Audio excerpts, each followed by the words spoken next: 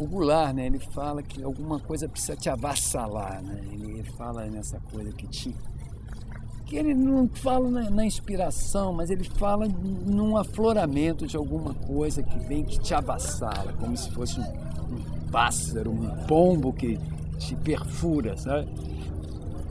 E eu acho que tem um pouco a ver com isso. Você tem um start inicial que é um pouco indefinido, né? Pode ser a mulher que te chuta, pode ser a paixão que aparece, pode ser a palavra, o verso que surge de imediato. Tudo isso pode ser esse start inicial, mas depois que você cai na máquina, né? Ou no papel, aí vem a coisa que já é uma coisa que você absorveu com o tempo, com as tuas leituras, com a tua prática da escrita, com todo o teu arcabouço cultural.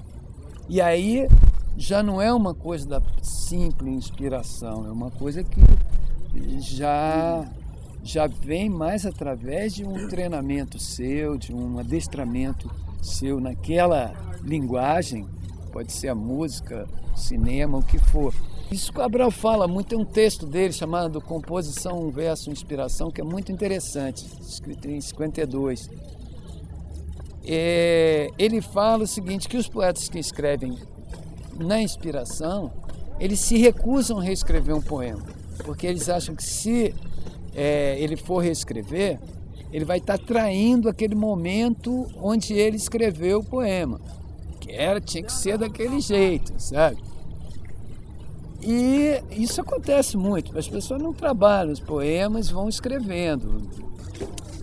Eu faço de todos os jeitos, eu não tenho uma forma, né? Uma receita.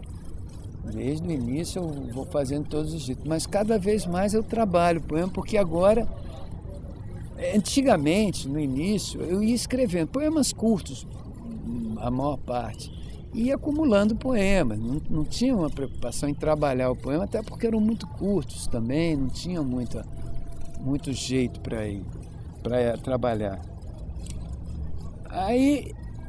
E eu estava sempre querendo escrever uma coisa nova, uma observação nova e tal.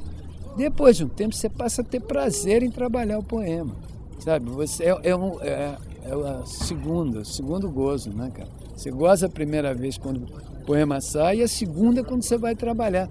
Porque aí é que o Cabral fala também. Estou sempre citando Cabral porque nessa área ele é mestre, falou muito, pensou muito sobre isso. Ele diz que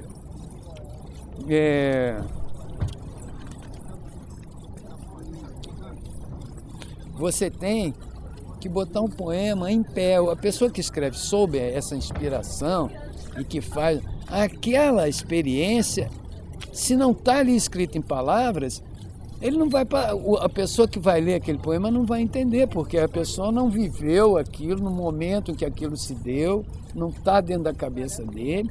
Então, o poema, para ser absorvido pelo outro, ele tem que estar em pé. Em pé é aquela coisa do Cabral, as quadras, né? Tudo dividido por 4, né? Tudo equilibrado ali, aquela construção maravilhosa. Isso ele chama que é um poema em pé. Mas a leitura que eu tenho disso é que um poema que você tem uma preocupação com o outro. Não é só uma experiência que te bateu e que aquilo ali as pessoas vão achar lindo que é a tua experiência.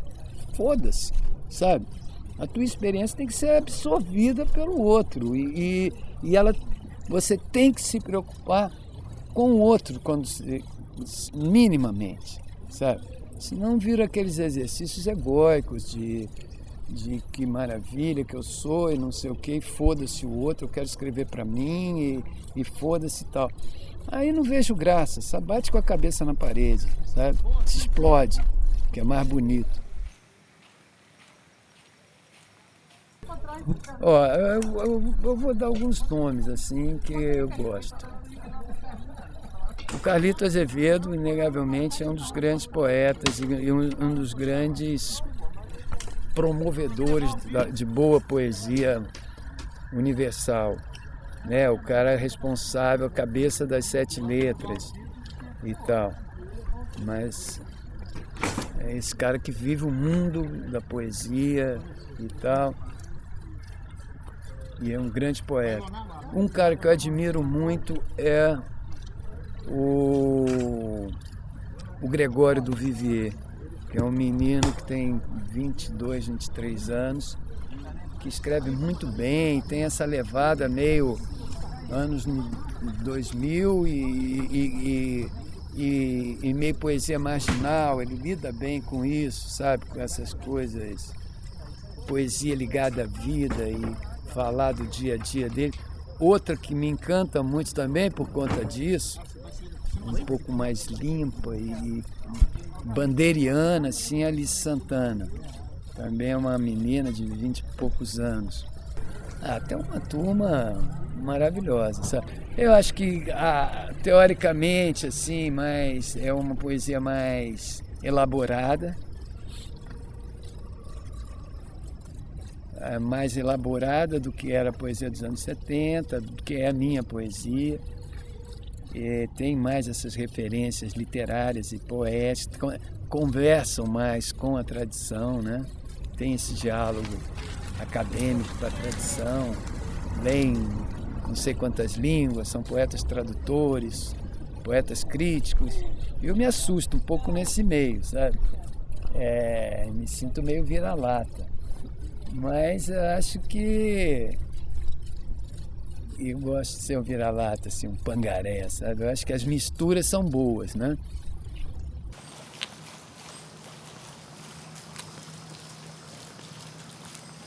Viver a aridez, nada de chuva, nada de sonho, desperta deserto.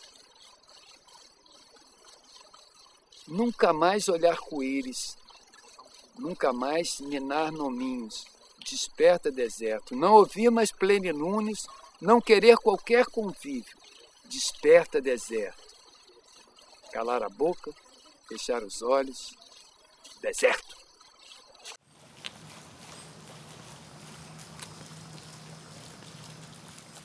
Desperta deserto.